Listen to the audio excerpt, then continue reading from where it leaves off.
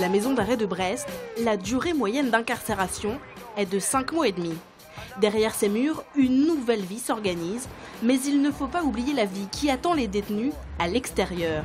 C'est le rôle du SPIP, le service pénitentiaire d'insertion et de probation.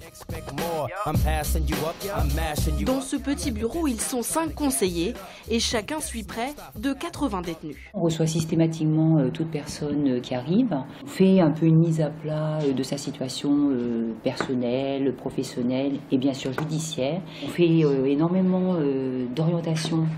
Donc intramuros vers des services publics qui peuvent intervenir en détention ou vers des associations.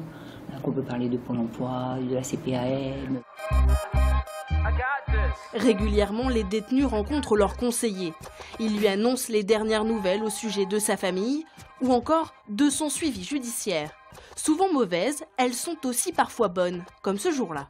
Je venais donc informer monsieur que j'avais eu un mail concernant son enfant pour un droit de visite en fait.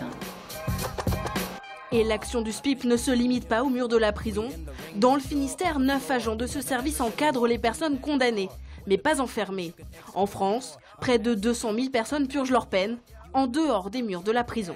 Ces personnes vont, en fonction des infractions commises, être soumises à un certain nombre d'obligations, donc qui vont porter sur la réparation des infractions qu'ils ont pu commettre à un moment donné.